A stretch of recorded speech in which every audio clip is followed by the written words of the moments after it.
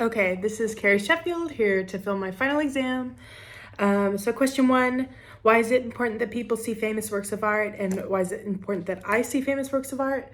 I think that art is one of those things, it's the thing that's been around since the beginning of time. We saw some Stone Age artwork, and it really gives an insight into how people thought through time. It's like history in that way. It teaches us who we were before, how we got here, and things like mistakes that we shouldn't make again, important feelings that travel through time, honestly.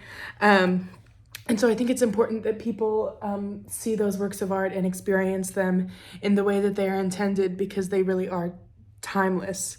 Every single work that we saw, from modern art to ancient art, can be interpreted and related to an emotion that we might feel now. For me, I think it's important to see famous works of art because, first of all, I just enjoy it. I like looking at art a lot. And second of all, I think it really makes me take stock of the generation that I was born in, life as a whole, and like I said, like feeling related and emotionally connected to people from a time before me. Consider all the people, costs, and resources that are being utilized to preserve the art that you saw, and what those actions say about societies, and how does that apply to the USA. I think it's really amazing. It really is a lot that goes into preserving the art that we saw. I cannot think of how many people go into maintaining museums, curating museums. We saw so many works that were being actively restored. And that's a lot of work, and it takes a lot of time, it takes a lot of money. And I honestly think that the European countries that we visited put a bit more effort into preserving works than we do in the US. I haven't been to too many like fine art museums in the US. I've been to the DMA, the Dallas Museum of Art, more than a few times.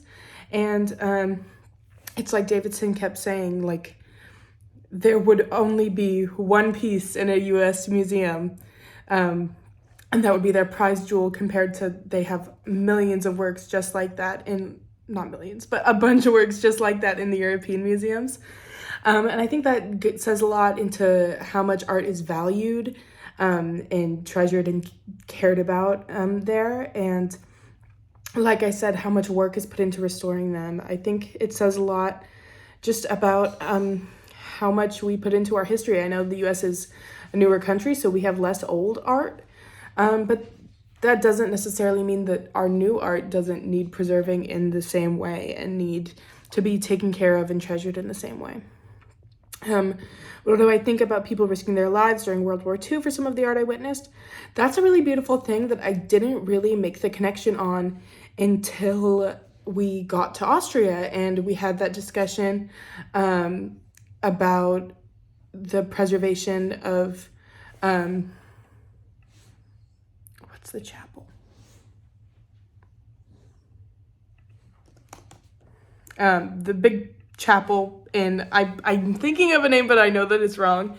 But when we saw the big chapel at the center of Vienna, and we were talking about how it was almost destroyed during World War II, and I kind of started thinking about how much art we had seen that could have been destroyed during World War II, but it wasn't.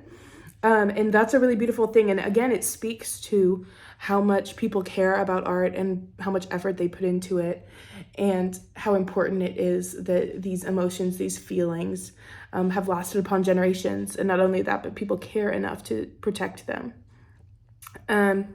Explain a moment I experienced wonder. There were plenty of moments that I experienced wonder, especially culturally. In terms of art, the strongest was probably seeing Edvard Munch's Men on the Seashore. There was something really beautiful about that to me. That piece just really, I was in awe when I saw it. I was in wonder, just because I don't even know. It was a lot like a lot of the other Impressionist, Post-Impressionist work that I saw. But that piece in particular made me think a lot wider about the perception of queer people at the time, the perception of painting nude men. And the more I read about it, the more I was interested in why that perception was so negative, and such a beautiful work of art could exist and be hidden in a basement for so many years. That just was absolutely insane to me, and the thought brought me to tears. So that piece just absolutely stunned me. Also, the Colosseum, I was in complete wonder the entire time that we were there. The Forum as well, but I was a bit hot at that point. But the Colosseum is one of those things that feels like fiction until you're actually there experiencing it. So that was wonderful. How do I think this trip and experience will affect my future self? I think I will take a lot more stock of the things around me and really consider historically, like, we talked so much about how many buildings we saw that were older than the US, and I think that's something that I hadn't even begun to consider before this trip.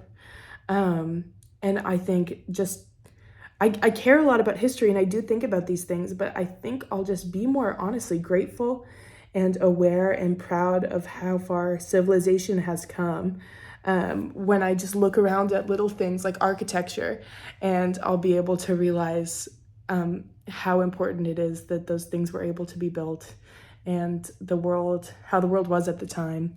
And I think just as a whole, I'm more aware of the world around me after this trip, and I am just so endlessly grateful for that. So yeah, that's my final. Thank you guys so much for everything. I really would not have traded this trip for anything. It was a busy ride, but it was wonderful. So thank you so much. Bye.